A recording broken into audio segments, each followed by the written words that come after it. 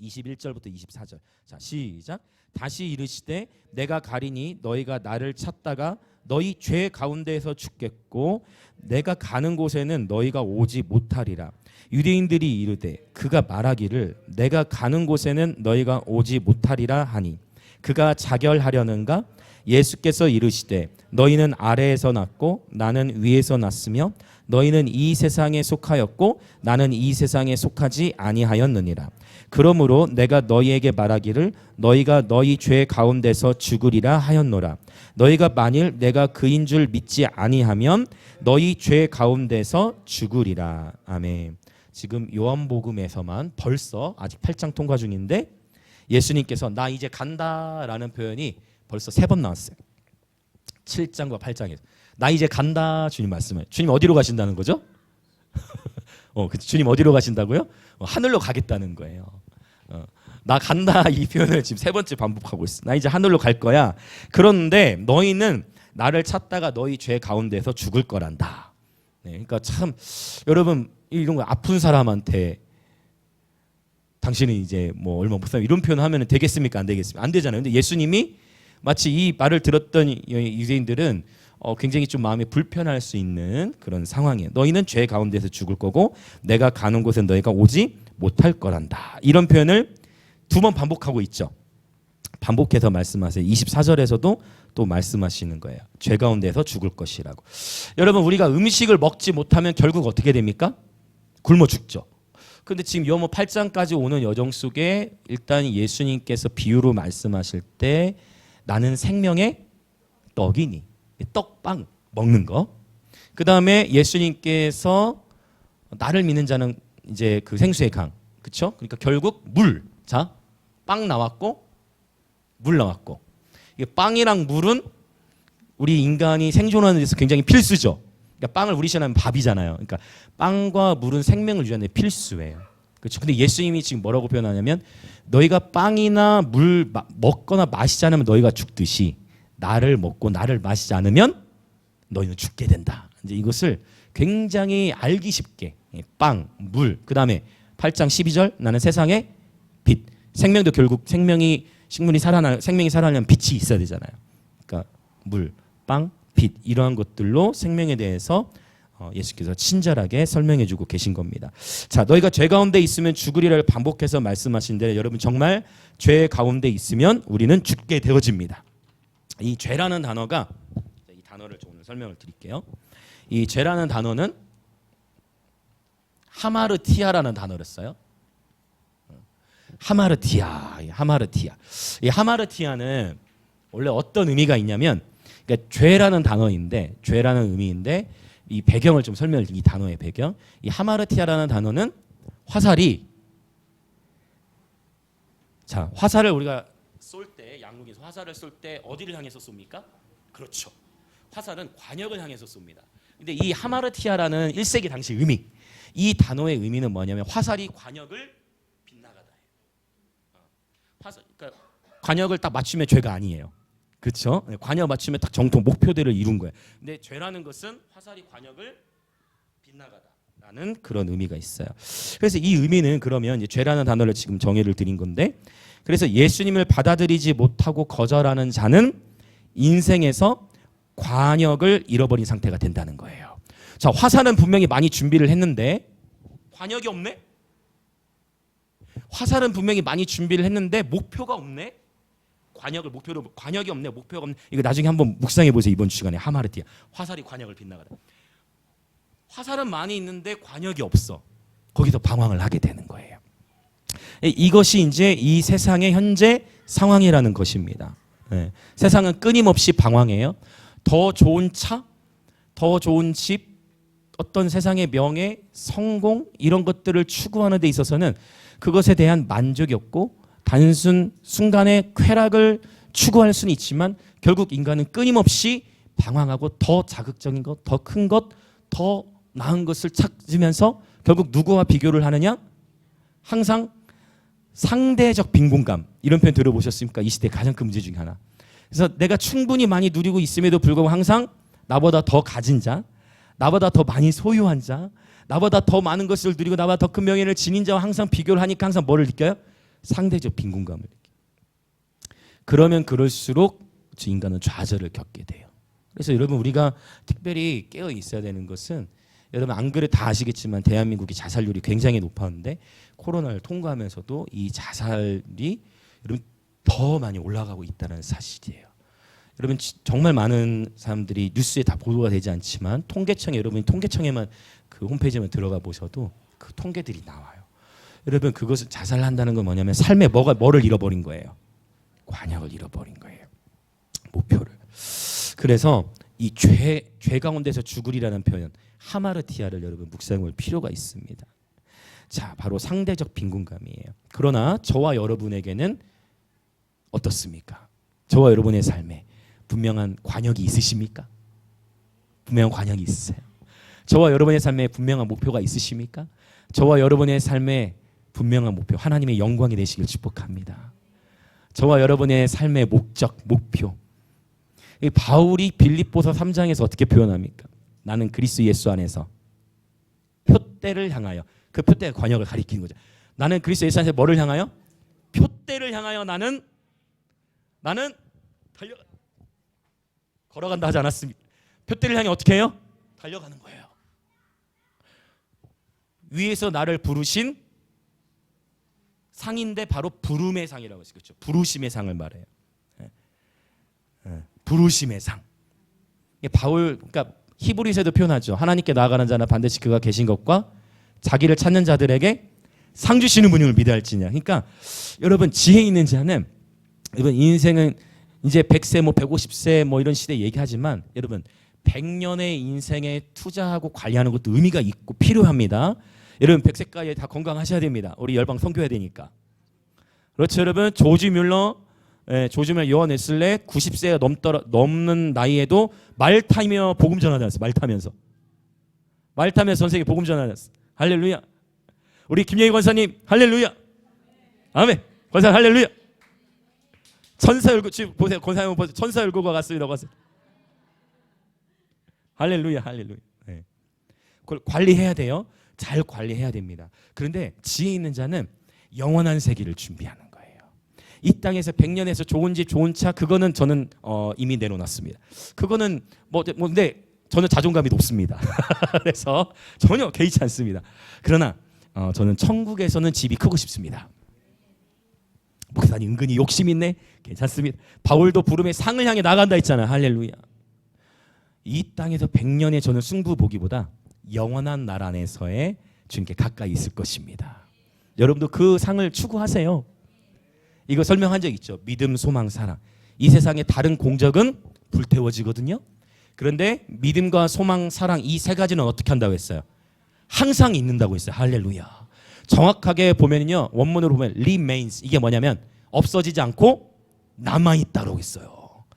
우리가 이 세상에서 하는 뭐 집 이런 여러분 집 제 생각해봤어요. 야 지진 한번 나버리면 내가 누구한테 저희 아내가 얼마 전에 벤츠 받았죠? 벤츠 한번 받았습니다. 그런데 저희 스포티지가 업그레이드가 됐어요. 오히려 왜냐하면 이거 죄송해요. 잠깐 딴 얘기 좀 할게요. 아니 처음에 그 보험 이제 처리를 하는데 그쪽 차도 수리하고 우리 차도 수리하잖아요. 우리 차도 수리하는데 요즘에는 보험 들어도 자차 비용 감당하는 거 아시죠? 아무리 자차 해도 뭐 한 30%는 내야 되잖아요. 오 사고 안 나보셨구나 모르시는 분들은 좋습니다. 사고 나지 마십시오. 네. 근데 자차 아무리 보험을 들어도 이제 우리 차를 수리할 때는 자차 비용을 드는데 아니 이게 중고차인데 수리 견적이 차 가격만큼 나온 거예요. 중고차 가격만큼. 그 차량 차량 가 뭐라고 하는데 갑자기 생각이 나네. 뭐라고 하지? 아무튼 그 차량 가격이 있어요. 그 중고차는. 네, 근데 그 가격만큼 나온 거예요. 그 가격이 한 5만 원 빠졌나? 그래서 제가 이건 이상하다. 뭔가 맞춘 것 같은 거예요. 그 금액만큼. 그래서 제가 잘 아는 그 장유의 롯데마트 안에 있는 오토 오아시스. 네, 자, 나중에 참고하세요. 거기 사장님께 연락을 드려서 그 사장님께 했는데. 그 사장님께 했더니 금액이 70%가 낮아졌어요. 수리비가. 그러니까 제가 그걸 깨달았어요. 그냥 보험회사에 알아서 맡겨버리면 이제 무조건 이제 금액이 이제 그 맞춰지는구나.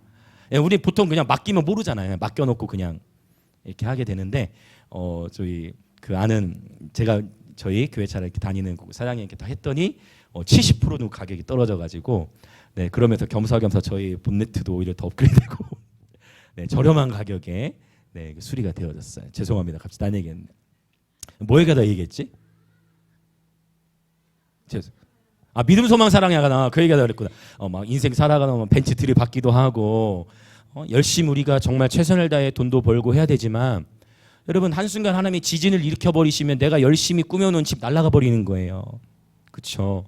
한순간에 여러분 바람 한번 불면 그냥 무너지는 거예요. 그렇죠? 그런데 우리가 믿음으로 행한 행동 할렐루야. 하나님 안에서 소망한 내용 일들 아무도 보지 않는 자리에서 영혼들을 구제하고 섬기고 사랑을 살아냈던 그 삶들을 하나님은 다 기억하셨다가 영원한 나라에서 상급으로 주신다는 것입니다. 그래서 주님 말씀하시잖아요. 네가 가난한 자, 네가 지극히 작은 자인 것이 곧 내게 한 것이다. 네가 그 헐벗은 자 먹였을 때 헐벗은 자 입히고 먹였을 때 그거 나를 먹인 거야. 그거 다 상급이야. 그리고 지극히 작은 것 충성한 자요. 지극히 작은 것 잘하고 충성된 자요. 네가 이 작은 것 충성하였으니 내가 너에게 많은 것을 맡기느라. 주인의 즐거움에 참여해라. 어떤 이에게는 한 골 다스릴 권세, 어떤 이에게는 5골 다스릴 권세, 어떤 이에게는 10골 다스리는 권세를 주시는 거예요. 여기서 골은 번역하면 city, 도시를 의미하는 겁니다. 여러분 우리는 우리 주 예수 그리스도와 함께 다스림에 동참하게 될 것입니다. 아멘. 지금은 교회가 부분적으로 통치에 동참해요. 그렇죠? 교회가 예배와 기도를 통해서 주님의 통치에 여러분 저와 여러분이 왕 같은 제사장입니다. 네, 부분적으로 통치에 동참하며 궁극적으로 영원한 나라에서 우리가 계속해서 주님의 다스림에 동참하게 될 겁니다. 네, 저는 기대합니다. 저는 은근히 겁이 많은 사람이에요. 그래서 뱀 이런 거 무서워합니다. 그러나 이제 주님의 나라에서는 뱀하고 놀고 뱀하고 같이 낼름낼름 하고 놀고 사자하고 대화 나누고 맞잖아요 여러분. 그렇죠? 성경에 나오잖아요. 사자하고 놀고 어린 양하고 놀고 어린 양하고는 지금도 놀 수 있지. 하나님의 나라, 완전한 하나님의 나라가 우리 앞에 다가오고 있습니다.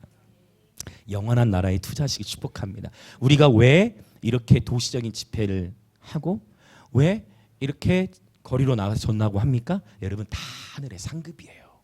세상의 사람들은 정말 오히려 바보처럼 생각하겠죠. 노아를 향해서 바보라고 했던 거지. 그러나 여러분 개의치 마십시오. 그래서 조금 이렇게 여러분 이렇게 철면피라고 할까요? 뭔가 여러분 좀 이렇게 담대해지시기 축복합니다.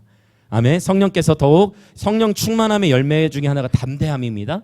사도행전에 보면 성령이 충만했을 때 담대함이 와요. 여러분 더욱 성령이 충만한 가운데 담대히 복음을 전하는 저와 여러분이 되었으면 좋겠습니다. 오늘 그래서 이런 간증이 저는 너무 감사해요. 여러분 일터에서 각양각색 여러분만의 스타일로 여러분만의 스타일 각자 다 달라요. 각자 다 다른 겁니다. 하나님이 주신 은사대로 여러분만의 스타일대로 여러분 영혼들을 섬기시기 축복합니다. 그거 다 주님의 나라의 상급인 줄 믿습니다. 그리고 그게 다 지금 훈련이에요. 이번 주 중에 또 다른 파키스탄에서 또 다른 곳에서 파키스탄 사역을 와달라고 요청이 또 왔어요. 그래서 우리가 준비되면 이제 우리 함께 섬기러 갈 겁니다. 해외에서는 우리 교회가 큰 줄 알고 있습니다. 네, 그래서 성도 몇 명이나 물으면 저는 그냥 많지 않다고만 얘기합니다. 네, 몇 명이나 묻지 않습니다. 그래서 얼마 전에 정읍에 사역을 갔는데 자꾸 목사님이 자꾸 제가 많지 않다고 하는데 그래서 몇 명이에요? 많지 않습니다. 그래서 몇 명이에요? 네. 근데 그 교회 갔더니 그게 갔는데 점쟁이셨던 분이 변화돼서 예수 믿은 거야. 점쟁이였다가 예수님을 믿었어요. 근데 또 나갔대. 교회 나갔다가 다시 돌아왔어. 그분이 말씀을 다 받아내더라고. 말씀을 다 받아내요. 저희 아내가 같이 있으니까 말씀을 다 받아내. 그래서 할렐루야. 네. 이제 지금 우리는 강해 설교로 가잖아요. 본문을 쭉. 근데 갑자기 8장이 이런 어려운 본문 이렇게 딱 설교하면 그 집회 때는 어려워요. 집회 때는 집회에 맞는 말씀을 선포해야 돼. 어떻게 이해되시죠? 네, 집회 나가서도 제가 이런 스타일로 똑같이 하진 않습니다. 네, 그 집회 현장에서 그거에 맞게 이제 해야 되는데. 그래서 여러분 하나님이 변화시키지 못할 사람이 없어. 그 점쟁이였던 그분이 그 교회 충성성 일꾼이 돼가지고 저희 저녁 준비해 주셨어. 야, 충성스러운 목사님의 일꾼으로 이렇게 세워지셨더라고. 그래서 야, 하나님은 정말 놀라우신 분입니다. 여러분, 점쟁이도 예수님을 만나면 변화되는 것입니다. 점쟁이도 하나님의 능력을 경험하면 변화되지 않을 수 없는 겁니다. 왔다가 다시 떠나더라도 다시 오는 겁니다. 할렐루야. 네, 여러분, 우리 영광 임재교회도 뭐 점쟁이도 변화돼서 오시면 다 우리 뭐 양육하시는 분이 넘쳐납니다. 지금 내공들이 다 있으시기 때문에. 네. 하나님이 하시는 일들은 놀라운 것입니다, 여러분. 네. 자, 이 바울에 대한 얘기 제가 부르심의 상에 대한 얘기를 했잖아요. 그래서 바울에게 있어서 여러분, 바울에게 있어서 표대는 바울이 그 바로 표대에게 바로 앞에 뭘 얘기하냐면 내가 유대의 수많은 바리새인으로서 나는 수많은 학문을 다 섭렵했다. 그러나 그 모든 것을 나는 다 뭘로 여긴다? 네, 배설물. 고급스럽게 배설물. 그냥 우리 편한 일상 쓰는 용어로는 똥으로 여긴다. 나는 그 모든 건 다 똥이. 그 다 똥이다. 다 똥이다 그거. 나는 오직 예수 그리스도를 아는 지식이 가장 고상함을 깨달았다. 나는 예수 안에서 발견된 자로 살아갈 것이라. 그리고 나는 이제 부름의 상을 향하여 표대를 향하여 달려갈 것이다. 할렐루야. 하나님을 향해 달려가는 사람들 되시길 축복합니다. 권사님 밝게 웃어주시니 감사합니다. 재밌으신가 봅니다. 할렐루야. 감사합니다. 자, 우리 주변에 계신 분들이 한번 인사합시다. 하나님을 향해 달려갑시다. 아멘. 바울에게 이 명확한 목표가 있습니다. 바울도 보세요. 아까 점쟁이가 변화된 것도 말씀드렸죠. 바울이 어떤 사람이었습니까? 예수님 믿는 사람을 핍박할 뿐만 아니라 잡아서 죽인 사람이죠. 예수 믿는 사람 죽어가는 그 모습을 보고도 거기서 죄책감을 느끼는 것이 아니라 아까 칼빈 얘기한 것처럼 그 바울의 입장에서는 지금 나는 뭐 하는 거예요? 하나님을 위해서 지금 처형하는 거잖아요. 그랬던 그가 예수님의 빛을 받고 나서 바울 영화 보시면 그게 나와요. 바울이 괴로워하는 거. 과거에 자기가 저지른 죄 때문에 내가 예수님을 진짜 만났는데 세상에 내가 이제까지 살아오면서 예수 믿는 사람을 죽였잖아. 그걸 즐거워했잖아요. 근데 예수님을 만났네? 예수님 만나고 나니까 바울이 죄책감 그거에 시달렸어요. 그래서 바울이 뭘 고백해요? 그리스도 예수 안에 있는 자에게는 결코 정죄함이 없나니. 그 삶에서 나온 고백이에요. 지식에서 나온 고백이 아니고 자기가 정죄감과 싸웠던 거예요. 할렐루야. 왜? 과거에 내가 예수 믿는 사람 죽였잖아. 그러나 이제 내가 나의 그 옛사람, 그래 나 옛사람은 내가 예수 믿는 사람 죽였다. 그러나 나의 그 옛사람은 이제 죽었다. 나의 그 옛사람은 십자가에 죽었다. 내 안에 사는 건 그리스도시다 하고 놀라운 이 복음 전도자가 되었잖아. 할렐루야. 네. 그래서 이 사도행전 8장을 보면 이제 이름이 사울에서 바울로 바뀌는데 이게 어떤 분들은 그게 사울의 바울이 이제 사람이 바뀌어져서 이름이 바뀌었다는데 그거 아니고 바울의 히브리식 이름이 사울이에요. 바울은 헬라어고 히브리 헬라어. 그러면 왜 갑자기 히브리에서 헬라어로 이름을 바꿔 쓰느냐? 이제 사도행전 8장에서부터 복음이 유대인에게서 열방으로 뻗어나가기 때문에 헬라식 이름을 사용하기 시작한 거예요. 아시죠? 그 사울 바울 같은 이름입니다. 다른 의미가 아니라 히브리어 헬라어인 거예요. 어쨌든 바울은 하나님을 향하여 달려나간 사람이었습니다. 자, 다윗에게도 원띵이 있어요. 아까 빌립보서 3장에도 보면 한 가지 일이라는 표현을 썼는데 이 다윗에게도 원띵, 관역이 있었어요. 다윗의 관역은 뭡니까? 시편 27편 4절. 내가 여호와께 구하는 한 가지 일, 원띵 한 가지. 그것을 구하리니. 내가 여호와의 집에 살면서 주의 아름다움을 영원토록 바라보며 사모하는 것이라. 다윗에게도 원띵이 있었어요. 다윗의 인생의 관역은 예수님의 아름다움이었습니다. 다윗의 인생의 관역은 예수님의 아름다움이었어요. 그래서 다윗은 내가 예수님의 얼굴을 제대로 바라보지 못하게 하는 것들을 삶에서 제했어요. 예수님과의 관계를 방해하는 것들을 삶에서 제거했습니다. 할렐루야. 여러분, 왜? 다윗의 인생 목표가 명확했기 때문에. 그래서 이 죄라는 하마르티아라는 단어, 화살이 뭐를 빗나가다? 관역을 빗나가다. 그래서 여기서 이제 사실 좀 더 나가 보면 이제 오늘 마지막 부분에 나눴는데 저와 여러분은 죄와 상관없이 살아가도록 부름을 받은 자들입니다. 이제 이 영역까지 요한이 쓴 말씀, 요한을 통해 하나님의 기록된 말씀들을 통해 제가 증명해 보이도록 할 겁니다. 할렐루야. 일단 저와 여러분의 인생의 관역이 예수님의 아름다움이 되어지시길 축복합니다. 우리 인생의 목표가 예수님의 아름다움이 되어지면 우리의 인생이 즐거운 것입니다. 할렐루야. 네. 요한이 이걸 깨달았기 때문에 영생은 유일하신 참 하나님과 예수 그리스도, 그가 보낸 진짜 예수 그리스도를 아는 것이니다 라고 바울처럼 표현을 한 것입니다. 자, 그러면 이제 더 나가 볼게요. 25절부터 27절 같이 보겠습니다. 25절부터 27절 시작. 그들이 말하되 네가 누구냐? 예수께서 이르시되 나는 처음부터 너희에게 말하여 온 자니라. 내가 너희에게 대하여 말하고 판단할 것이 많으나 나를 보내신 이가 참되심에 내가 그에게 들은 그것을 세상에 말하노라 하시되 그들은 아버지를 가리켜 말씀하신 줄을 깨닫지 못하더라. 아멘. 그러니까 아직도 예수님이 누구신지를 묻는 자들이 굉장히 많다는 거예요. 지금 예수님께서 아버지께서 나를 보내셨다라는 표현을 8장에서만 4번 쓰고 있어요. 4번. 지금 29절 읽었죠. 이 8장 1절부터 29절까지 예수님이 계속 아버지께서 날 보내셨다. 아버지께서 날 보내셨다. 16, 18, 26, 29 4번이나 말씀하고 계신 거예요. 그런데 27절을 봤더니 그들은 아버지를 가리켜 말씀하신 줄을 뭐라고 했어요? 깨닫지 못하더라. 계속해서 깨닫지를 못해. 이 마태복음 13장에 보면 4가지 밭이 나오는데 아무리 하나님의 말씀을 들어도 깨닫지 못하는 밭은 어떤 밭일까요? 자, 어떤 밭일까요? 4가지가 있죠. 길가, 돌밭, 가시떨기, 그 다음에 좋은 땅. 좋은 땅은 아니겠죠. 네. 어느 땅? 마태복음 13장을 나중에 보시면 맞습니다. 네, 마태복음 13장은 분명히 길가에 떨어진 씨. 길가에 떨어진 씨는 악한 자가 와가지고 가져가기 때문에 깨달을 수 없다고 그랬어요. 그럼 마태복음 13장에서 말하는 이 4가지 밭은 무엇을 가리킨다? 우리 심령, 우리 마음의 상태를 가리키는 거예요. 그 우리 마음의 상태가 굳어져 있으면 아무리 하나님의 말씀을 선포해도 자꾸만 이렇게 비판과 이렇게 분노와 이렇게 혈기로 갈 경향이 더 커요.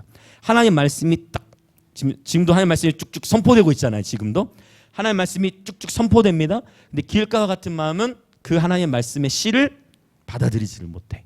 악한 자가 와서 그것을 빼앗아간다라는 거예요. 현실의 세계에서는 우리가 깨닫지를 못하는데 영적인 세계에서는 누가 와서 가져간 거예요? 그 씨를? 이걸 깨달을 수 있으시길 축복합니다. 귀 있는 자는 성령이 교대하신 말씀을 깨달을지어다. 들을지어다. 내 입장에서는 깨닫지를 못한 건데 깨닫지 못하도록 영적인 세계에서 어떤 일이 일어난 거예요? 사단이 와서 그 말씀의 씨앗을 가져가 버린 거예요. 현실에서 내가 깨닫지는 못하는. 그러면 어떻게 되느냐? 길가와 같은 마음이 기경돼야 되겠죠? 맞죠? 길가와 같은 마음이 기경돼야 되는 것입니다. 그래서 여러분 씨앗은 그러니까 어떤 한 땅에 굉장히 중요해요. 어떤 한 땅에 어느 정도의 열매가 맺히느냐는 씨앗에 달려있는 게 아니고 밭의 상태에 달려있는 겁니다. 할렐루야. 하나님의 말씀 1.1도 오류가 없잖아요. 하나님의 말씀에 열매 맺는 것은 우리 마음의 상태와 연결되는 거예요. 그래서 예배가 중요하다. 그래서 우리 영광의 문제 교회는 계속 예배에 목숨을 거는 거예요. 왜? 호세아서 말씀에 보니까 한번 따라해볼까요? 유다가 밭을 간다. 그러면 유다 지파만 밭을 간 겁니까? 아니죠. 그럼 이건 비유죠. 상징이 예언서잖아요. 선지서잖아요. 예언조로 쓰였다는 거예요. 유다의 이름의 뜻이 뭡니까? 찬양이잖아요. 할렐루야. 그러니까 우리 마음, 굳어진 우리의 마음을 깨는 것은 뭐다? 찬양인 것입니다. 할렐루야. 하나님께 대한 찬양이 우리의 굳어진 마음을 깨트리는 것입니다. 우리 마음의 기경은 찬양을 통해 일어나는 것입니다. 그래서 벌써 이제 새로운 사람 누가 오더라도 벌써 오늘처럼 벌써 우리 함께 공동체가 연합해서 하나님을 축제하고 계속해서 샤우팅하고 성경인의 진리의 말씀처럼 주님을 예배하는 것입니다. 그렇게 될 때 들어오면서 툭툭툭툭 마음에 막 굳은 땅이 깨지는 거예요. 그러다 보면 예수님을 믿지 않아도 교회 자리에 들어오면 어떤 일이 일어나느냐? 막 눈물을 막 쏟기 시작하는 거예요. 왜? 뭔지 모르지만 주님의 임재를 경험하니까 마음이 녹아지기 시작하는 거죠. 그래서 눈물이 난다라는 것은 뭔가 깨어지고 있고 녹아지고 있다는 것입니다. 그래서 우는 자가 복이 있다고 주님 말씀하셨는데 진짜로 여러분 눈물은 너무 소중해요. 하나님은 성도들의 눈물을 귀히 보십니다. 그래서 저도 제 자신 안에 눈물이 있음으로 인해 하나님께 감사드립니다. 그러나 이제 저와 여러분은 내 삶이 힘들어서 우는 눈물이 아니고 예수님이 너무 좋아서 나는 눈물. 예수님이 너무 좋아서, 예수님이 너무 보고 싶어서, 예수님이 너무 아름다우셔서, 주님의 사랑이 너무나 크셔서 눈물이 터져나시기 축복합니다. 그래서 강은 말을 통해서도 흘러나오지만 강은 눈물을 통해서도 흘러나요. 눈물이 물이잖아요. 맞죠? 맞죠? 배에서부터 생수의 강은 언어를 통해서도 흘러가지만 생수의 강은 눈물을 통해서도 흘러가요. 물이 나오잖아요. 아멘. 아멘. 네, 이게 연결이 돼요. 의미가 있습니다, 여러분. 아인. 실제로 히브리어로도 보면, 이거는 하려고 했던 건 아니지만, 이 아인이라는 단어는 눈이라는 의미예요. 눈이라는 의미인데, 이 단어가 또 어떤 의미도 있느냐? 샘이라는 의미도 있어요. 샘. 흥미롭죠? 이게 영적 의미가 있는 거예요. 눈 또는 샘. 눈이 또한 샘이 되는 거예요. 그러니까 눈물이 터져나는 거. 여러분, 저는 예배 때 그렇다고 하면 막 눈 찌르고 막 일부러 오시면 안 보는 데서 눈 딱 찔러 큰일 납니다. 눈 찌르. 일부러 막 이렇게 찌르지 마시고 오늘 권사님께서 크게 웃어주시니 제 마음이 얼마나 기쁘고 감사한지. 네, 저희 주일학 예배 드리면 굉장히 재밌습니다, 여러분. 네, 자, 눈이 그래서 눈물이 나고 있다는 거는 참 감사한 거예요. 여러분 벌써 어떤 의미인지 아시죠? 마음이 좀 메마르면 눈물이 말라요. 참 삶이 건조가 좀 힘들고 하면 눈물이. 여러분 눈물이 회복되시기 축복합니다. 그래서 이제 우리 중고등 우리 근데 중학교 때는 이제 어렸을 때 중고등 캠프 가면은 뭐 하냐면 일부러 울려고 우리는 이제 예수님이 잔인하게 죽으셨지 막 그 생각하면서 그런 경우 있으세요?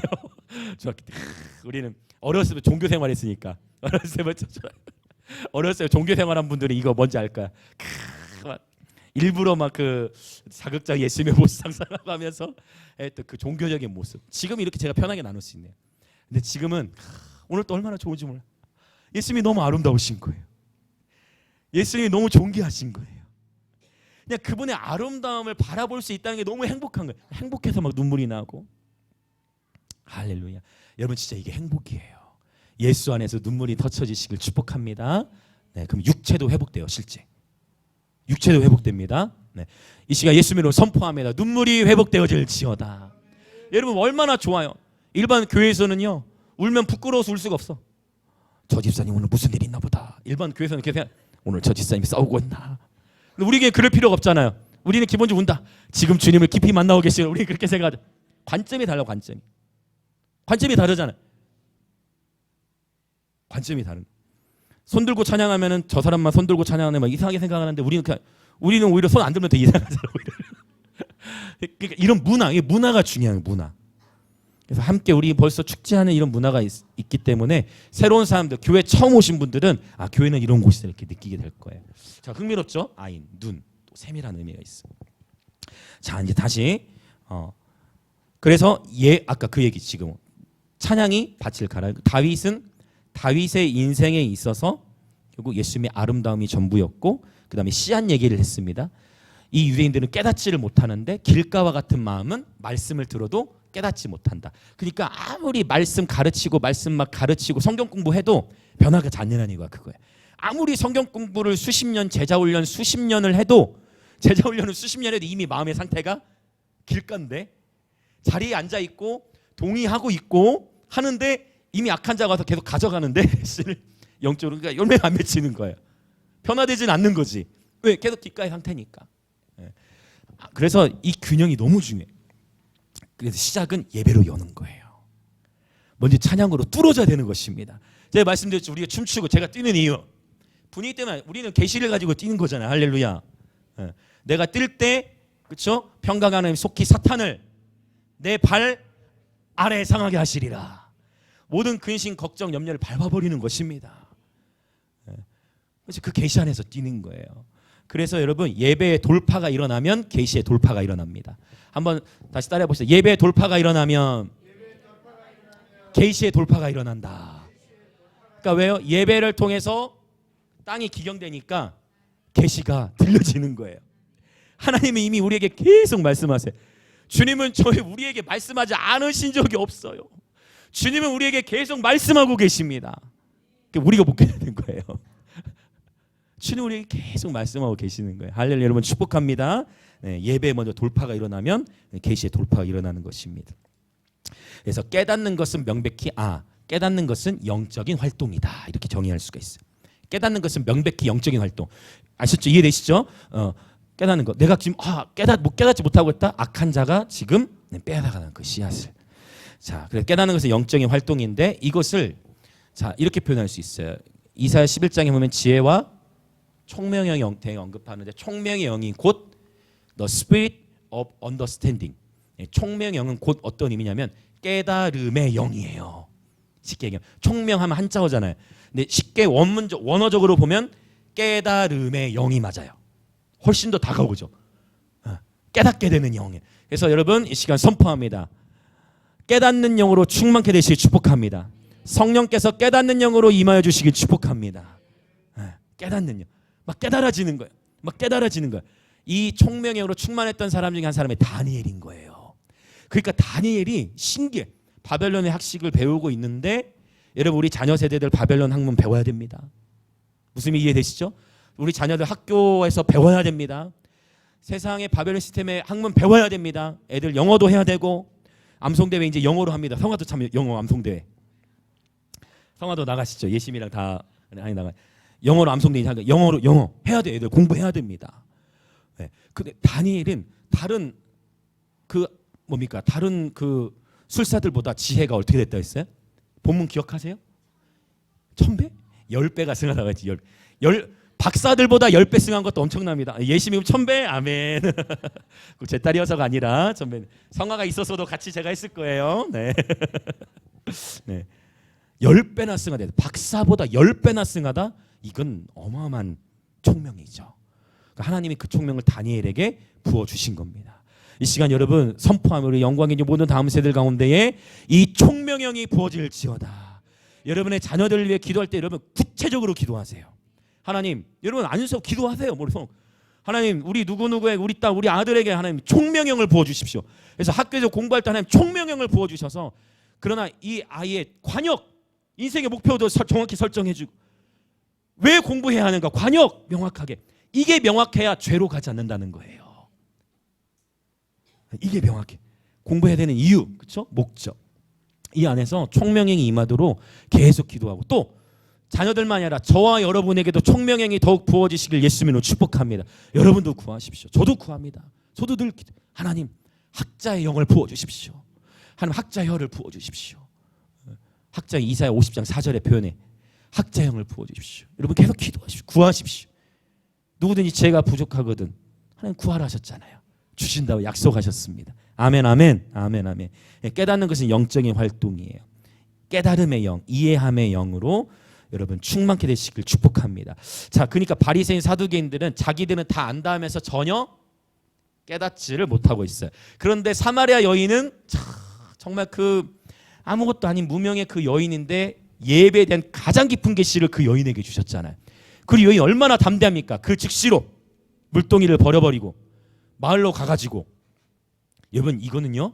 자, 평소에 조용히만 지내던 한 여인이 예수님을 만나고서 즉시로 마을에 가서 복음을 전했는데 그 마을이 예수님께로 많이 나왔다. 그 순간 사이에 주님을 만나고서 이 여인에게 하나님께서 입술에 지혜를 주신 겁니다. 어떤 의미 이해되시겠죠? 성령이 충만한 가운데 지혜를 주셨기 때문에 그 지혜로 복음을 전할 수 있었고 많은 영혼들이 주께로 돌아올 수 있었습니다. 우리 하나님은 이런 분이 있어요. 안다 하는 자들은 모르게 하시고, 그렇죠? 안다 하는 자들은 모르게 하시고 오히려 겸손한 자들에게 하나님은 더욱 큰 은혜를 주신 줄 믿습니다. 자, 그래서 우리 주변에 계신 분들 인사합시다. 종교인이 되지 말고 예배자가 됩시다. 아멘. 이 자리에 계신 분들은 다 이 결단을 위해서 이 자리에 오신 거예요. 저는 알고 있습니다. 저는 알고 있습니다. 자, 28절 29절 읽어보겠습니다. 자, 28절 29절 시작. 이에 예수께서 이르시되 너희가 인자를 둔 후에 내가 그인 줄 알고 또 내가 스스로 아무것도 하지 아니하고 가르치신 대로 이런 것을 말하는 줄도 알리라. 나를 보내신 이가 나와 함께 하시도다. 나는 항상 그가 기뻐하시는 일을 행함으로 나를 혼자 두지 아니하셨느니라. 아멘.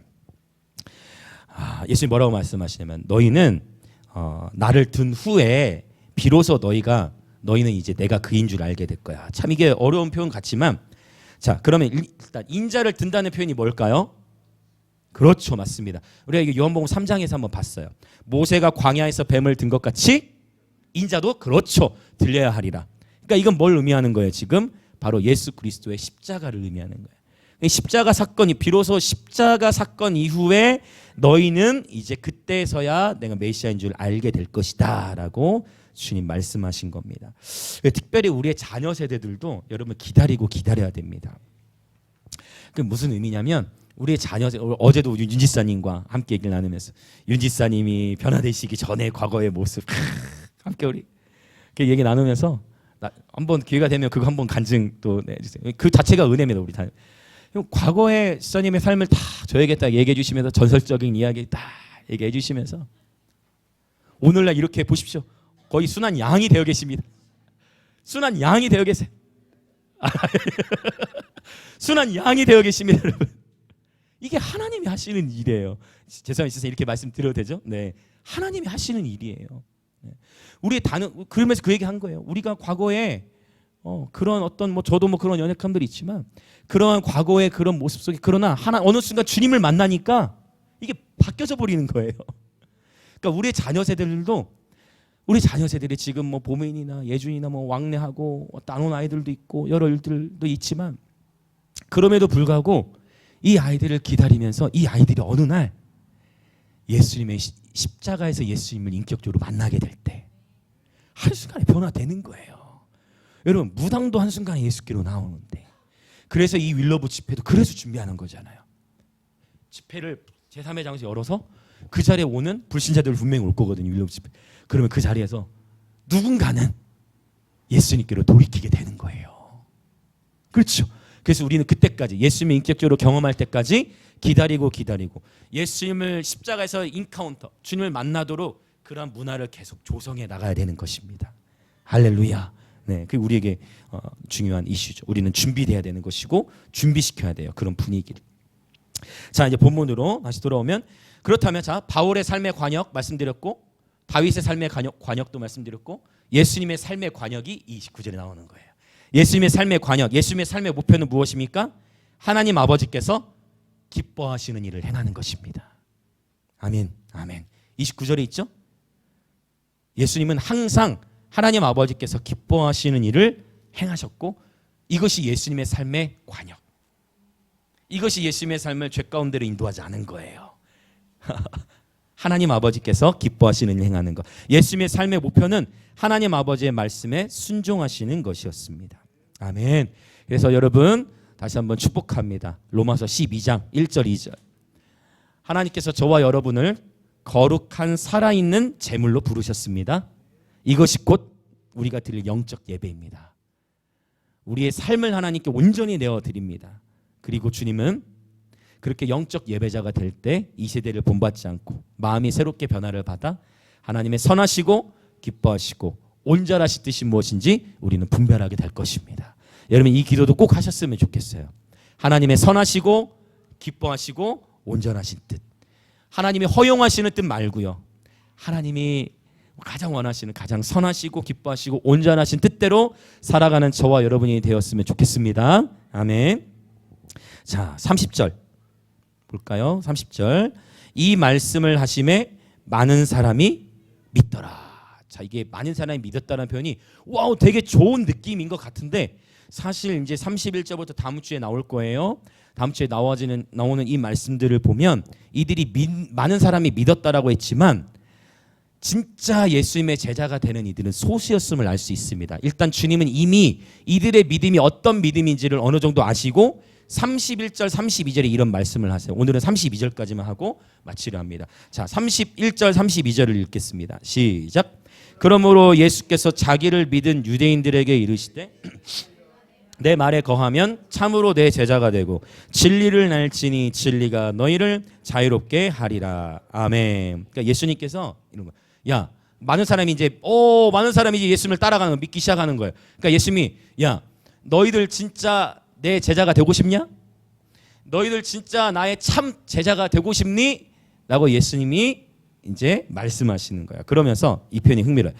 너희가 내 말에 거하면 참으로 내 제자가 되고. 그리고 제가 헬라어로 32절을 풀어드리면 이 32절 진리를 알지니라는 단어는요, 여기서는 사실 그 문법적으로 이게 사실 미래직설법 중간태라는 문법 구조 쓰였는데, 이걸 미래직설법 중간태, 이걸 쉽게 해석하면 어떻게 되느냐? 자, 너희가 내 말에 거하면 참으로 내 제자가 되고 진리를 알게 될 것이다. 이 의미입니다. 이거 하나만 여러분, 이 계시만 여러분 오늘 깨달으셔도 여러분 축복합니다. 그럼 여러분 삶에 돌파가 일어날. 진리를 알지. 그러니까 이걸 31절과 32절의 별개가 아니고 너희가 내 말에 거하면 참으로 내 제자가 되고, 기노스코라는 단어를 미래시스법 중간태로 써서 너희가 내 말에 거하면 참으로 내 제자가 되고 진리를 알게 될 것이다. 그리고 그 진리가 너희를 자유롭게 할 것이다 라는 의미입니다. 자, 그러면 이제 말씀들은 이제 풀어나갈 건데, 자, 일단 여러분 진리가 나왔죠. 진리 이제 거의 다 왔어요. 자, 진리 진리는 이브리어로 헬라어로 알레데이아라는 단어를 써요. 알레데이아. 그럼 요한복음에서 나타나는 진리는 크게 세 가지 의미로 볼 수가 있어요. 요한복음 안에 나타나는 진리 세 가지. 첫 번째, 요한복음에 나타나는 진리. 요한복음 14장 6절 유명한 말씀. 나는 곧 길이요 진리요 생명이다. 그러면 요한복음에 나타나는 진리가 첫 번째 누굴 가리킨다? 예수님. 맞죠? 요한복음 14장 6절. 자, 그러면 두 번째. 요한복음에 나타나는 진리. 요한복음 1장 14, 15 이 무렵에 보면 율법은 모세로부터 주어졌지만 은혜와 진리는 예수님으로부터 주어졌다 할 때 이 진리는 바로 히브리어 에메트와 같은 의미로서 바로 하나님의 말씀. 하나님의 말씀을 의미합니다. 네, 어떤 의미인지 다 이해되시죠? 예수님 또 하나님의 말씀이고 하나가 더 있어요. 요게 중요해요. 요건 뭐냐면 이제 오늘 요번 8장에서 그 밑에 본문에 보면 너희는 자 아비 마귀에 대한 유대인들에게 아비 마귀에게서 났다고 해요. 마귀가 너희의 아비다. 그 마귀는 뭐 하는 자다? 속이고 뭐 하는 자다? 거짓말하는 자다라는 표현을 하거든요. 그렇죠? 알레데이아. 이 알레데이아 이 아는 사실 문법적으로는 부정접두어라고 해. 그러니까 부정어라는 거예요. 그럼 뭐냐면 이게 어떤 의미냐면 그래서 부정어. 거짓이 그렇지. 거짓이 없는 것을 의미해요. 진리가. 요 세 번째 것을 많은 사람들이 몰라요. 대부분 모르는 것 같아요. 이게 굉장히 중요하네 사실. 자, 진리 예수님이 진리다. 아주 좋은 주제이고 너무 기본 진리 절대 진리죠. 근데 이것도 알아야 돼요. 거짓이 없는. 그래서 예배자의 입술에는 거짓이 없으면 안 돼요. 우리가 거짓말을 하기 시작하면 그 거짓말이 나를 묶어요. 그 거짓말이 영적인 새로운 돌파를 묶어버려요. 그래서 늘 우리 입에 거짓이 없는 진실한 입술이 되도록 생각해 보세요. 우리 입술에 거짓이 있으면 순교가 안 일어납니다. 무슨 말이 되십니까? 우리 입술에 거짓이 있으면 순교가 일어날 수가 없어요. 너 예수 믿으면 죽어. 믿을래 안 믿을래? 어떻게 돼요? 부인해야 됩니까? 만약 칼을 들이댄다면, 총을 들인다면 예수 믿고 순교해야 되잖아요. 그렇죠? 거짓이 없는 이것이 굉장히 중요한 포인트예요. 오늘 문맥적으로도 연결이 되어지는 것을 볼 수가 있습니다. 그래서 여러분 예배를 축복합니다. 여러분 저와 여러분의 입술과 삶 속에 오직 정직함이 배어나시길 축복합니다. 네, 그래서 예수 믿는 사람들은 축복해요. 우리 아버님들 계시는데 특별히 세금 계산서 발행이라든지, 그러니까 만약 하는 경우에, 그러니까 최대한 공정하고 투명하고 할 것들을 할 수 있는 그런 것들을 하는 게 중요합니다. 그러니까 이게 제가 예전에 일하면서 보니까 가짜로 쓰는 경우들이 이렇게 은근히 우리나라에서 많습니다. 어떤 의미인지 아마 아실 거예요. 이렇게 계산서 발행하신 분들은 이렇게 금액을 서로 맞춰가지고 이게 맞물려 있었는데 또 도매와 소매와 공장이 다 맞물려 있어. 소비자를 해가지고 그리고 맞물려 있어가지고 이 고리를 끊어내기가 어려워. 심지어 사업을 하는 장로님들조차도 계산서를 발행할 때 그렇게 하는 그 관행들이 많이 있었던 것을 제가 봤어요. 참으로 안타까워요. 그러니까 그리스도인이 세상에 소금과 빛이 돼야 되는데 뭐에 밀리는 거예요? 만몬에 밀리는 거예요. 사업하는 분들에게는 저는 그래서 오히려 더 이렇게 생각해요. 오히려 누군가가 이런 결단을 하는 사업체들 하나님 더 요셉처럼 일으키시라고 믿습니다. 근데 오늘날 그런 일이 일어나요. 여러분이 다니엘 기도회나 여러 간증들에서 그 본죽 대표라든지 맞죠? 본죽 대표 맞나? 네, 여러 기업 하시는 대표들 그런 간증 들어보면 오히려 두려워서 타협하고 숨길수록 영적으로 못 돌파해요. 그런데 더 정직하고 진실되고 순수할수록 더 빠르게 돌파합니다. 할렐루야. 여러분 축복합니다. 저와 여러분의 입술과 행동에 어떠한 거짓도 없으시길 축복합니다. 이게 진리 안에 사는 삶이에요. 자, 그러면 이제 이 부분 더 나눕시다. 자, 진리에 대해 설명을 드렸고 너희가 내 말에 거하면이라고 했어요. 여러분 말에 거할 수가 있습니까? 말에 거할 수가 있나요? 그렇죠. 말에 내 말에 거하면 여러분 말에 사람이 거할 수 있습니까?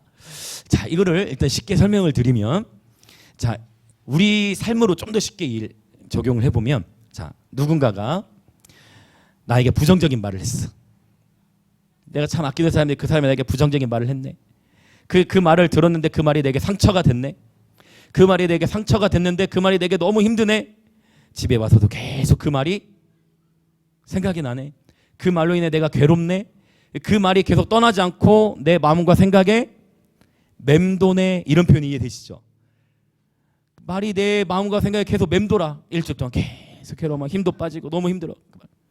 이런 상태가 처음에 그 말이 내 안에 들어왔지만 내가 그 말에 거하는 상태인 거예요. 이해되시죠? 처음에는 그 말이 내 안에 거하기 시작했지만 그 말을 계속 생각하고 그 말이 내 떠나지 않고 그 말이 계속 맴돌다 보니까 내가 그 말 안에 거하게 돼버린 거예요. 이렇게 이해를 하시면 돼요. 그러면 예수님의 말씀 안에, 예수님의 말 안에, 여기 로고스가 쓰였어요. 예수님의 말씀 안에 거하면이라고 했는데 주님의 말 안에 거한다? 그럼 뭐예요? 이게 바로 히브리서 8장에서 얘기했던 하나님의 말씀, 하나님께서 그분의 말씀, 그분의 법을 우리의 생각과 마음에 뭐 하길 원하신다? 기록하길 원하신다. 여기서의 기록은 제가 말씀드리기를 카라트, 즉 칼로 새긴다라고 했어요. 칼로 새기는 것입니다. 그러니까 우리 마음과 생각에 하나님의 말씀이 어떻게 되는 거예요? 칼로 새겨지는 거예요. 그러면 칼로 어떻게 새기죠? 하나님의 말씀을? 하나님의 말씀을 어떻게 새길 수 있지? 그래서 이거를 어떻게 아는 거냐면 하나님의 말씀이 우리 마음과 생각에 계속 맴돌고 있다. 그러면 이게 새겨진 거예요.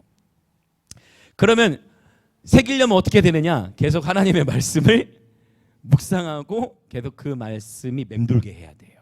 할렐루야. 제자가 되려면 이 과정으로 반드시 시작돼야 됩니다. 그러니까 수많은 표적과 기적을 봤을 때는 결국 참 변화가 다 안 일어났죠. 그렇죠. 근데 필요합니다. 그런데 결국 이 예수님의 초청은 뭐예요? 결국 니네가 진짜 내 제자가 되고 싶니? 그러면 내 말 안에 거해야 돼. 우리 심령 안에 하나님의 말씀이 머무셔야 되는 것입니다. 계속해서 의지적으로 일단 훈련을 시키시고 이 하나님의 말씀이 우리 안에 풍성히 거하게 될 때 그 하나님의 진리의 말씀들이 우리를 자유케 하는 것입니다. 자, 그러면 이제 아까 이 죄와 관계없는 삶, 여기서 사실 너희를 자유롭게 하리라는 의미는 뭐냐면 바로 죄로부터의 자유를 의미하는 거예요. 맞죠? 오늘 지금 우리가 본문 읽었던 거 아까 문맥에서 너희는 죄 가운데에서 뭐 하리라? 죽으리라 했잖아요. 근데 참되게 이 말씀을 받아들이는 자들은 자유케 된다는 거예요.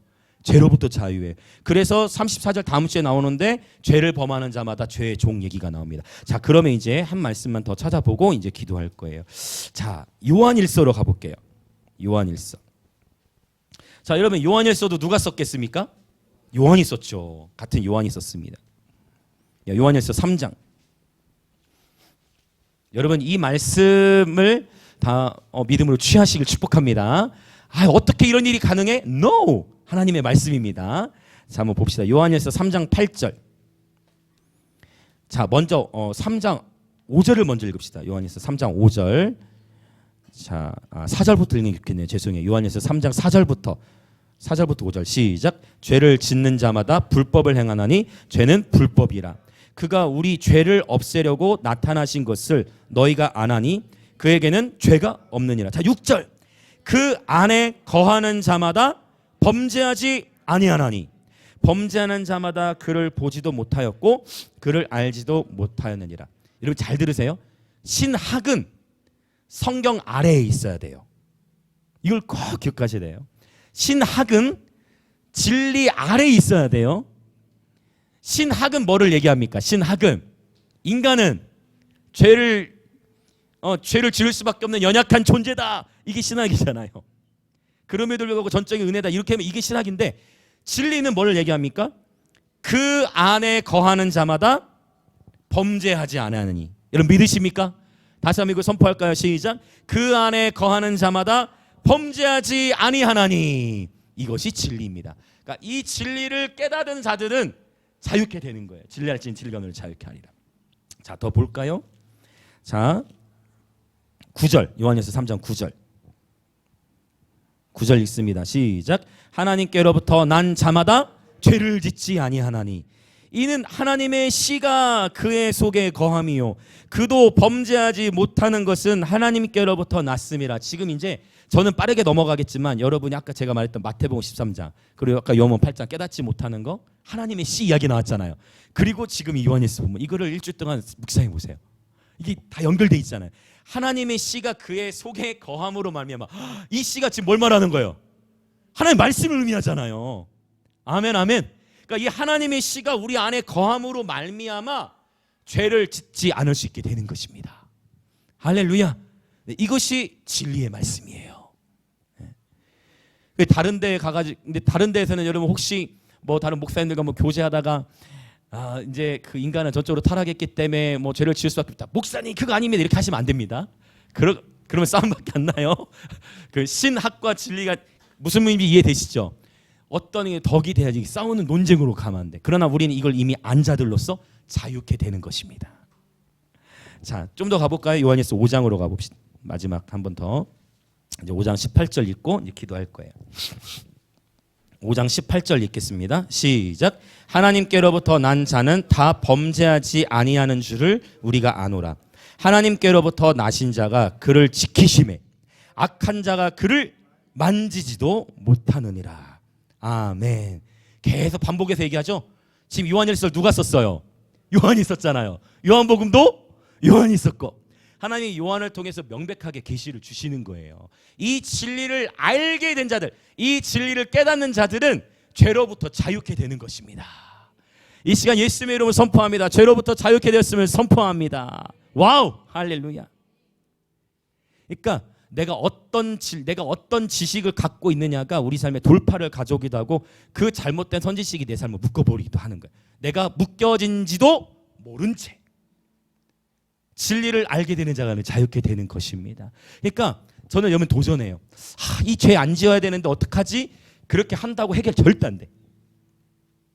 중독 특히 아이고 내가 또 이렇게 또 죄를 지었네. 아이고 어떡하지? 그렇게 고민한다고 해결되지가 않아.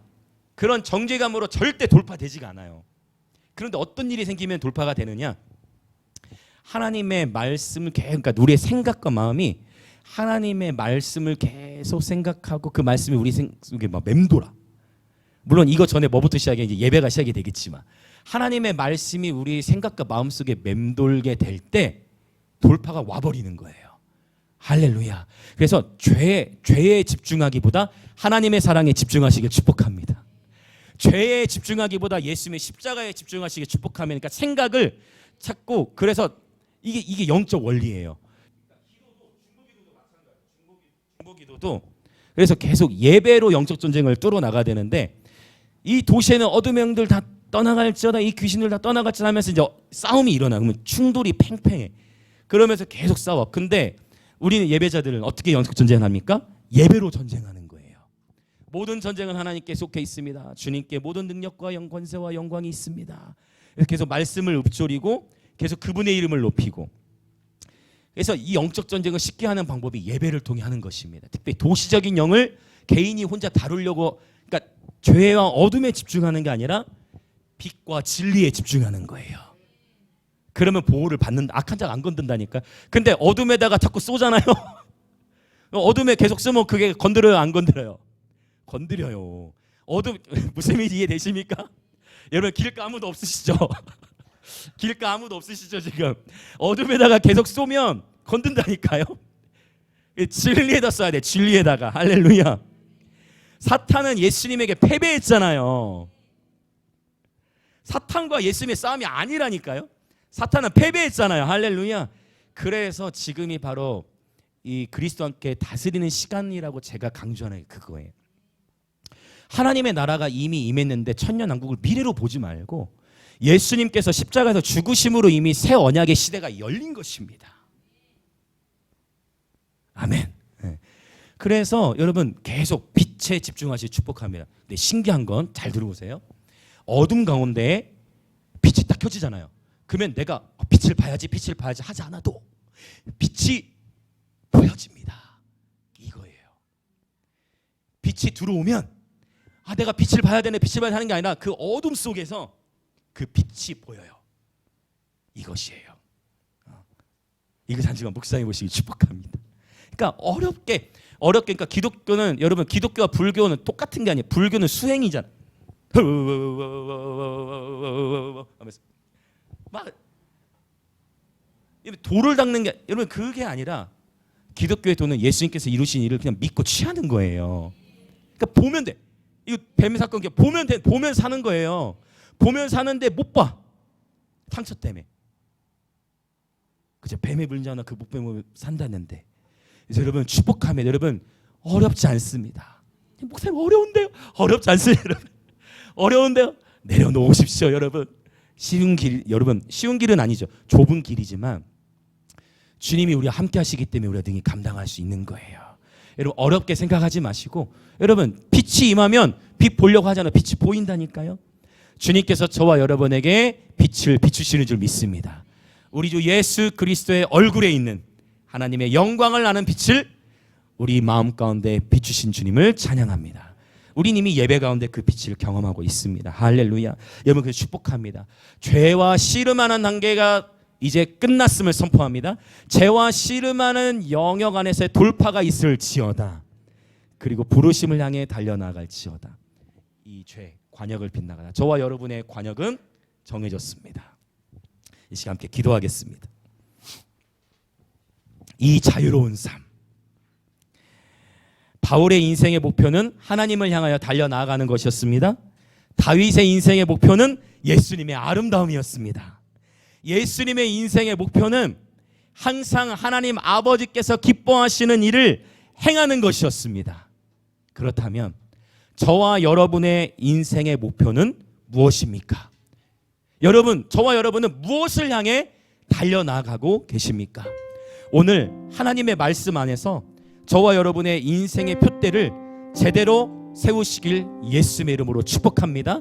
저와 여러분의 표대는 무엇입니까? 과거의 삶의 어떠함은 오히려 우리의 삶을 하나님의 증인으로 더욱 세우는 것 같습니다. 과거에 내가 어떠한 죄를 지었고 과거에 내가 얼마나 방황하였던 자였는지 그것은 오히려 바울도 그랬듯이 하나님 나라의 복음이 더욱 충만하게 저와 여러분을 통해 증거되도록 하는 견인 역할을 할 것입니다. 이 시간 기도할 때 여러분의 인생의 목표는 무엇입니까? 우리의 인생의 목표는 무엇입니까?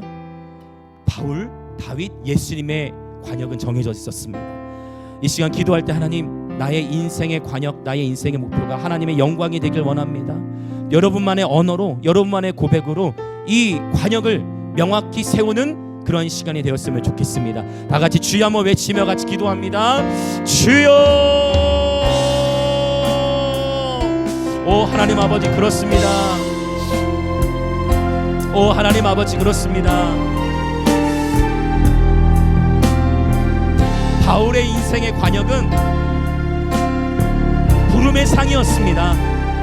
과거에 바울이 그렇게 예수 믿는 자를 핍박하고 죽였지만 그가 예수님을 만난 이후에 새 사람이 되었을 때에는 자신의 그 과거의 모든 부끄러움을 감당하면서 하나님 하나님 나라의 복음을 위하여 자기 삶을 헌신하여 푯대를 향하여 부름의 향을 상을 향하여 달려나갔습니다.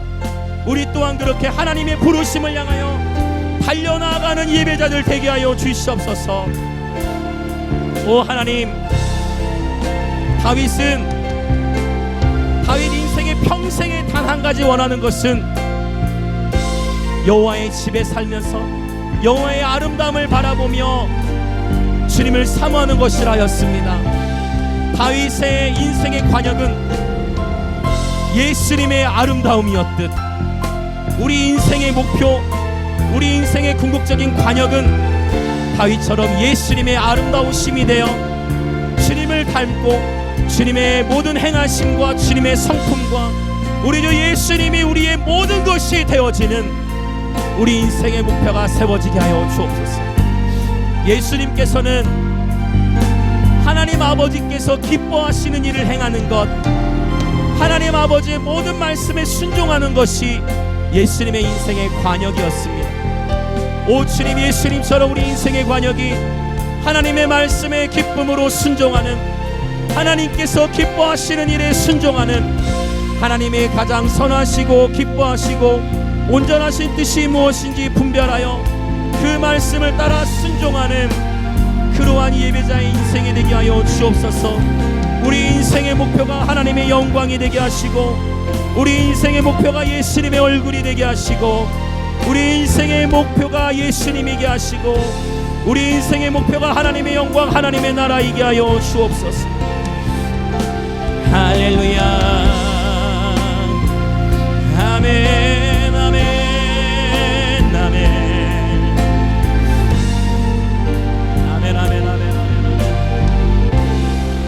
이 시간 계속해서 한 번 더 동성으로 기도할 때 여러분, 이 하마르티아 한 주 동안 묵상해 보십시오. 화살이 관역을 빗나가다. 주님은 분명히 요한일서에 말씀하시기를 너희로 하여금 죄를 짓지 않게 하려 오셨다라고 요한일서 2장에서도 말씀하셨어요. 그리고 저와 여러분은 이제 이 진리 안에서 죄와 상관없는 자로 우리를 부르시. 즉 우리 인생이 시편에 보면 화살과 같다라는 표현이 있는데 우리의 화살, 우리 인생이라는 화살은 관역을 빗나가지 아니하고 오직 예수께로 이 화살이 나아갈 것입니다. 그래서 우리는 죄와 상관없는 자인 것입니다. 할렐루야. 이 진리를 알게 될지어다. 그리고 이 진리 안에서 자유할지어다. 이제 죄와 씨름하는 삶이 끝났음을 선포합니다. 하나님의 부르심 안에서 담대히 전진하는 한 해가 되어질지어다.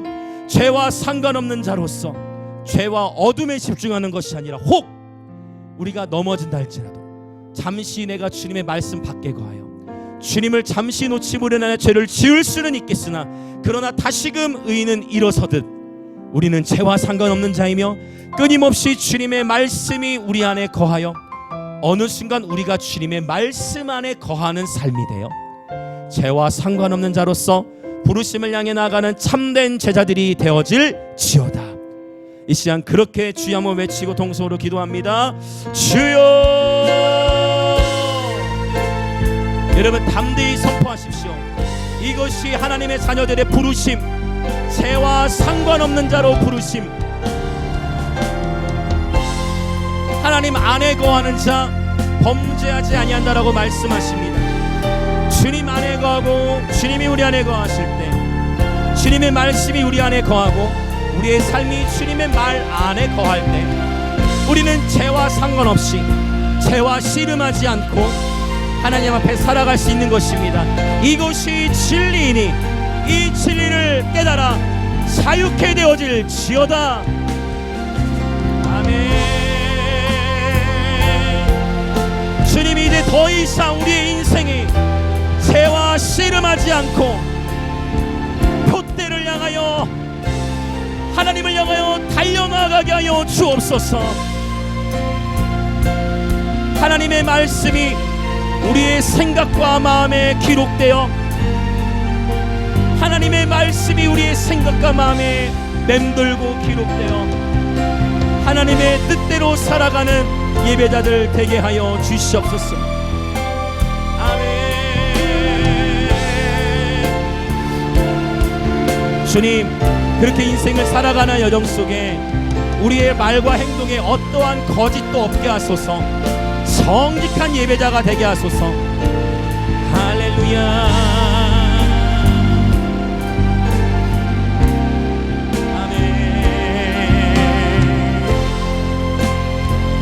할렐루야, 할렐루야, 할렐루야. 아멘, 아멘, 아멘, 아멘. 할렐루야, 할렐루야, 할렐루야.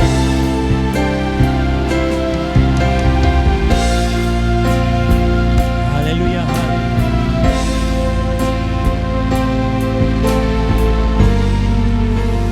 우리 마지막 한 번 더 통성으로 기도하면 좋겠는데, 지금 주님께서 이렇게 감동해 주시는 기도 제목으로 기도했으면 좋겠어요. 진리는 알레데이아, 거짓이 없는 것이라고 했는데, 이 자리에 있는 우리 모두에게 다 해당이 될 겁니다.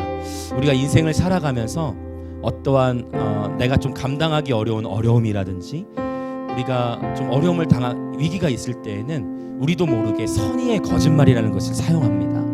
어떻게든 그 환경을 모면하기 위해서 거짓을 선택했던 과거의 모습이 있다면, 오늘 주님이 주시는 감동은 바로 요한일서도 사실 그것을 얘기하거든요. 요한일서, 그래서 이 죄와 상관없는 자로 하나님이 부르시기 전에 요한일서 1장은 무엇을 얘기하느냐? 너희가 만일 죄를 지으면 그것을 하나님 앞에 자백해라. 그러면 하나님은 선하시기 때문에, 주님은 신실하시기 때문에 그 죄를 사하신다, 불의에서 깨끗게 하신다 라고 말씀하면서 죄와 상관없는 자에 대한 이야기를 하는 것입니다. 그래서 이 시간 이 부분을 기도하고 회개함으로 인하여 저와 여러분의 심령 안에 자유케 되는 일이 있을 것을 예수님의 이름으로 선포합니다.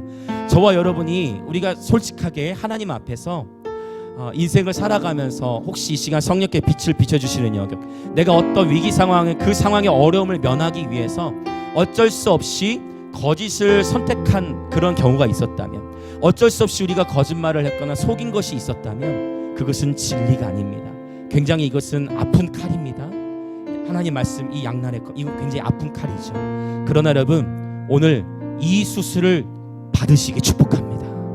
여러분, 오늘 이 수술을 견디시기 축복합니다. 어려운 부분입니다. 그럼 이 시간 하나님 앞에 우리 기도합시다. 주님, 우리 다 똑같습니다. 하나님, 그렇습니다. 내가 연약함이, 주님, 이제 나는 새 사람이 될 것입니다. 나는 이미 새 사람이 되었는데, 이제 그 과거에 나의 그 거짓이 있었던 영역을 이제 풀어놓습니다. 이제 회개함으로 자유케 되어 희년의 축복을 받고 누리는 삶 안으로 들어가기를 원합니다. 이 시간 정직한 영을 새롭게 하여 주시옵소서. 정직한 영을 새롭게 하여 주시옵소서. 그리고 이 시간 주 보혈로 새롭게 하여 주시옵소서. 이 시간 주여 외치며 기도합니다. 주여.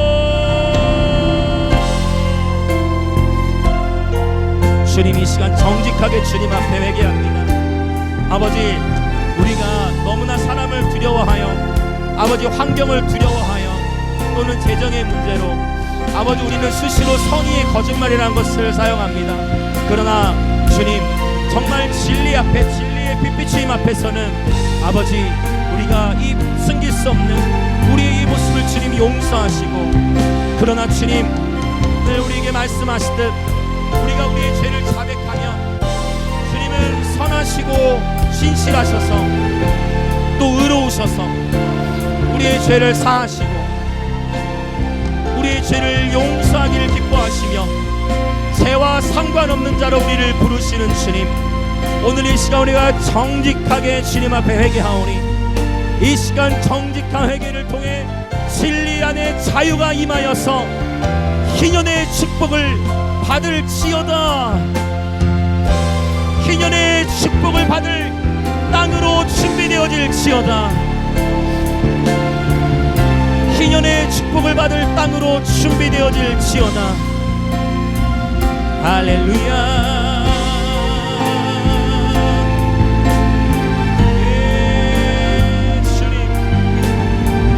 오직 성령님을 의지합니다. 정결케 하시는 주님 감사합니다.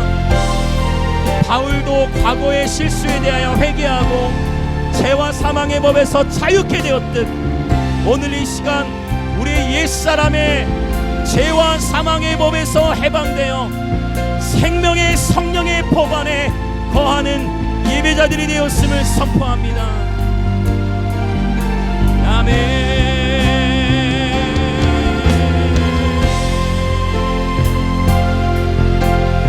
오늘 주님께서 저와 여러분의 심령을 자유케 하십니다. 오늘 주님께서 저와 여러분의 심령을 자유케 하십니다.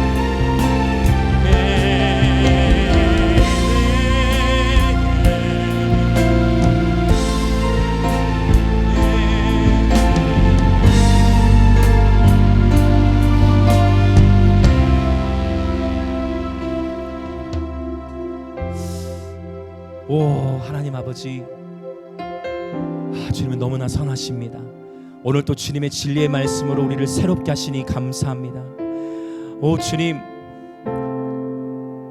우리를 죄와 상관없는 자로 부르셨고 우리 인생이라는 이 화살이 관역을 빗나가지 아니하고 우리의 표대이신 예수님, 그 부름의 상, 그 하나님의 말씀의 길로 인생이란 이 화살이 나아갈 수 있도록 우리를 친히 주님의 진리 가운데 자유케 하시고 오늘 또 새 영 새 마음을 부어주시니 감사합니다.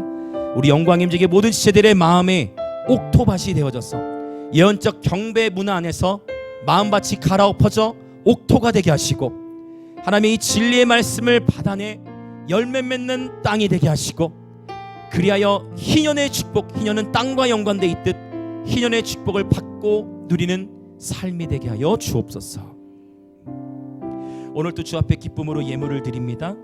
이 예물을 기쁨으로 드리는 모든 지체들을 위해 하늘의 신령한 복과 땅의 기는 진복으로 축복하시고 주의 몸된 교회는 북한과 감비아와 인도를 넘어 대한민국과 열방을 더욱 섬길 수 있도록 재정의 기름을 부어 주옵소서. 지금은 우리 주 예수 그리스도의 은혜와 하나님 아버지의 놀라우신 사랑과 성령 하나님의 감화 감동 교통하심이 오늘 또 정직한 심령으로 진리를 따르는 주님의 참된 제자가 되기로 결단한 우리 영광임재기의 모든 성도들과 오늘 이 예배에 함께하고 있는 그리스도의 모든 지체들 가운데에 지금으로부터 영원토록 함께 있을지어다.